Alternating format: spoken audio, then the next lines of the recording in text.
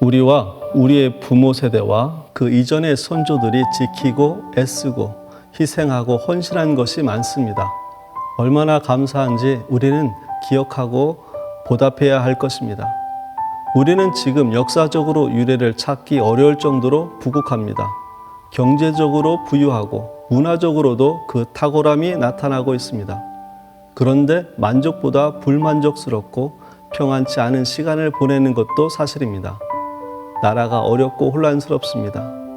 교계에서뿐 아니라 이제는 종교계에서도 시국선언이 이어지고 있습니다. 모든 국민이 살기 좋은 나라를 바라고 있지만 갈등은 깊고 공정과 상식은 멀어져 있습니다. 신앙적인 것을 보더라도 억압의 시대와 혼란의 시대의 역경을 넘어왔는데 우리의 갈증은 심화되었습니다. 역경에서도 신앙을 지켰는데 지금 우리의 자녀들은 신앙을 떠나고 있습니다. 지금 우리의 신앙을 지키지 못하고 있는 것도 마음이 아프고 신앙의 유산을 물려주지 못한 것은 더더욱 마음이 아프고 쓰립니다. 지금 우리의 모습이 고린도 교회의 모습이 아닌가 싶습니다. 생명을 낳지 못하고 도리어 잃고 있습니다.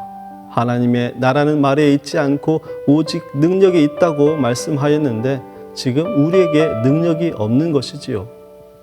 고린도 교회를 보면 그들은 지혜도 있고 열심도 있고 많은 은사로서 행하고 가르치는 탁월함이 있었습니다. 더할 나위 없어 보이는 그들에게 사도 바울은 이렇게 편지하고 있습니다. 내가 받았은즉 어찌하여 받지 아니한 것 같이 자랑하느냐. 교만에 대한 내용이며 그들이 가진 것이 능력이 아니라 말뿐이라는 것입니다. 우리는 먼저 우리의 교만을 바라봐야 합니다.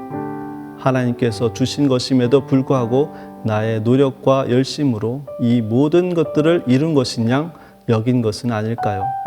우리가 먹을 것을 먹지 않고 잠을 줄여 일한 것으로 경제적, 문화적 발전을 이뤘다고 자평합니다.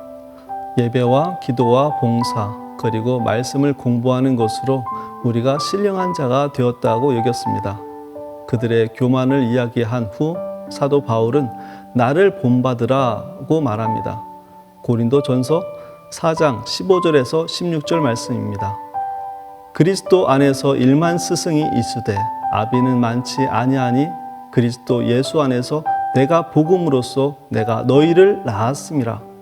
그러므로 내가 너희에게 권하노니 너희는 나를 본받는 자가 되라. 본문을 의역하면 이렇습니다. 나는 너희의 스승으로서의 존재가 아니라 너희의 아비이다. 내가 너희를 말로 가르쳐 설득시켜 너희를 구원으로 인도한 것이 아니라 나는 예수 안에서 내가 복음으로써 너희를 낳은 것이다 라는 말씀입니다. 우리는 우리의 자녀에게 너희는 나를 본받는 자가 되라 라고 선포하며 그 삶을 살아야 할 줄로 믿습니다. 그 삶은 생명을 나타내고 생명을 잉태하는 삶입니다. 단순히 얼마나 많은 사람을 전도했느냐 말하는 것이 아닙니다.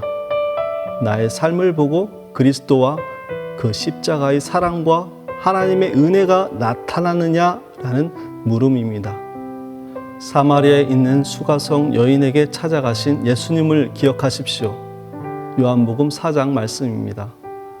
예수님은 그녀에게 생명에 대한 갈증을 불러 일으켰습니다. 어떠한 것으로도 해결되지 않는 갈증이 그녀에게 있다는 것을 깨닫게 하셨습니다.